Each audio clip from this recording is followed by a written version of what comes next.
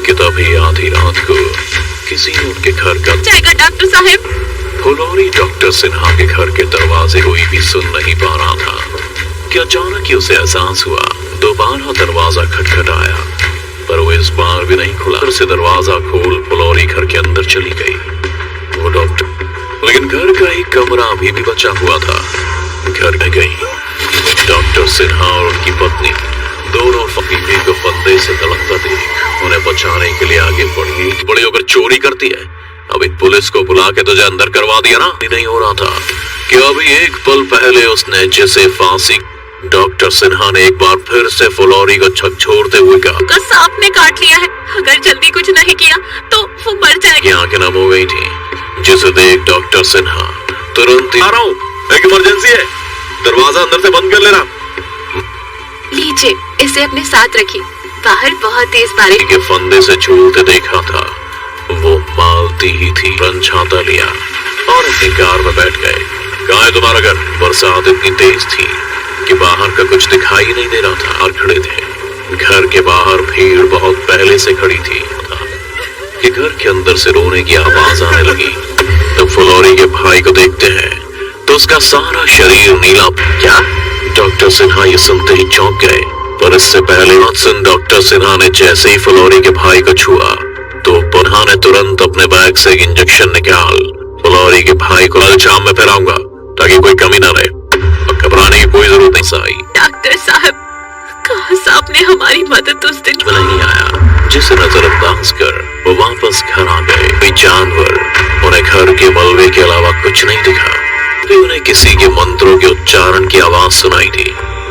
कौन है? और कल तक तो यहाँ पूरा गांव बसा करता था, फिर अचानक से तू फिर आ गया। अरे क्या चाहता है तू मुझसे? क्यों मुझे हर रोज रोज क्या बोल रहे हो?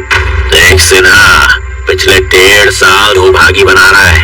ये क्या कुछ भी अनाप शनाप बकवास किए जा रहे हो? हाँ मुझे पता है तुम डॉक्टर सिन्हा हो, लेकिन 1.5 साल पहले ही मर चुकी है, वो भी तुम्हारी वजह से। मर गए? उनका सिर फटने को हो गया और तभी आवाज में डॉक्टर अपनी पत्नी के साथ यहाँ छुट्टियां बिताने आए थे और छुट्टियां खत्म। उस रात बहुत तेज बारिश हो रही थी और तुम उसके साथ चाल चली।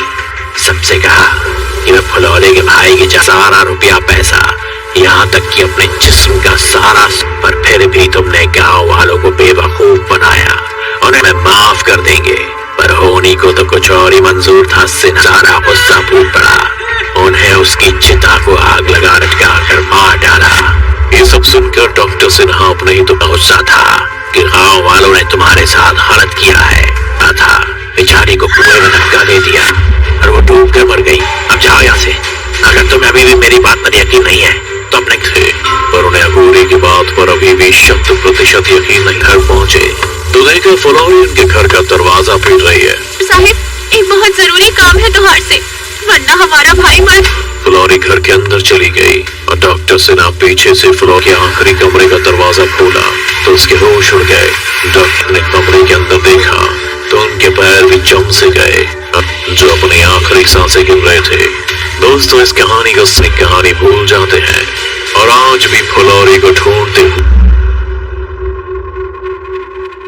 दोस्तों, अगर आपकी कोई डर से भरी दमदार कहानी है तो भेजिए हमारी मेल। इस दुनिया में नहीं है, लेकिन उनकी ये कहानी आज भी हमारे बीच। प्रैक्टिस से कुछ टाइम पहले उन्होंने ब्रेक लेने का सोचा कि तभी आधी रात को किसी ने उनके घर का जाएगा डॉक्टर साहब।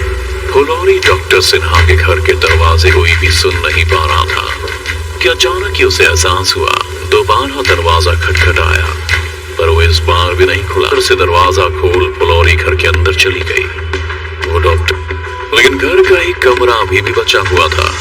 घर में गई डॉक्टर सिन्हा और उनकी पत्नी दोनों फकीरे को फंदे से तड़पता देख उन्हें बचाने के लिए आगे बढ़ी। बड़ी होकर चोरी करती है, अभी पुलिस को बुला के तुझे अंदर करवा दिया ना। नहीं हो रहा था कि अभी एक पल पहले उसने जैसे फांसी। डॉक्टर सिन्हा ने एक बार फिर से फुलौरी को झकझोरते हुए कहा, सांप ने काट लिया है, अगर जल्दी कुछ नहीं किया तो वो मर जाएगी। आंखें नम हो गई थी जिसे देख डॉक्टर सिन्हा तुरंत आ रहा हूँ, एक इमरजेंसी है, दरवाजा अंदर से बंद कर लेना। लीजिए इसे अपने साथ रखिए, बाहर बहुत तेज बारिश। के फंदे से झूलते देखा था वो मालती ही थी। रन छाता लिया और अपनी कार में बैठ गए।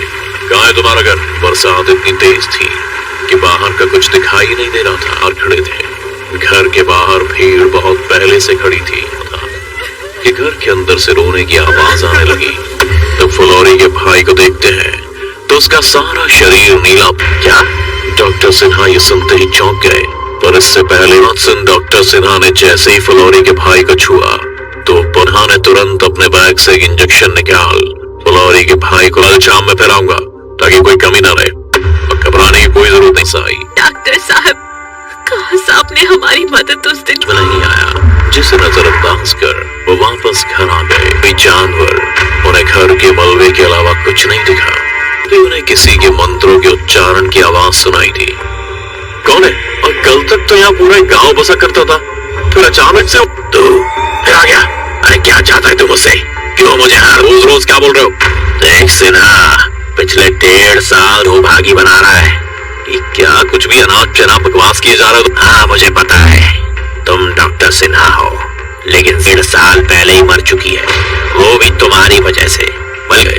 उनका सिर फटने को हो गया और तभी आवाज में डॉक्टर अपनी पत्नी के साथ यहाँ छुट्टियां बिताने आए थे और छुट्टियां खत्म। उस रात बहुत तेज बारिश हो रही थी और तुम उसके साथ चाल चली।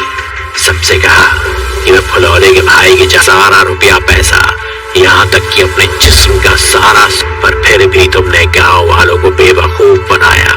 उन्हें माफ कर देंगे, पर होनी को तो कुछ और ही मंजूर था। सारा गुस्सा फूट पड़ा, उन्हें उसकी चिता को आग लगा लटका कर मार डाला। ये सब सुनकर डॉक्टर सिन्हा अपने ही तो गुस्सा था कि गांव वालों ने तुम्हारे साथ गलत किया है। था बेचारी को कुएं में धक्का दे दिया और वो डूब कर मर गई। अब जाओ यहाँ से। अगर तुम्हें अभी भी मेरी बात पर यकीन नहीं है तो अपने थे, पर उन्हें अघोरी की बात पर अभी भी 100% यकीन नहीं। घर पहुंचे तो देखा फुलौरी उनके घर का दरवाजा पीट रही है। साहिब, एक बहुत जरूरी काम है तुम्हारे से, वरना हमारा भाई मर। फुलौरी घर के अंदर चली गई और डॉक्टर सिन्हा पीछे से फ्लोर के आखिरी कमरे का दरवाजा खोला तो उसके होश उड़ गए।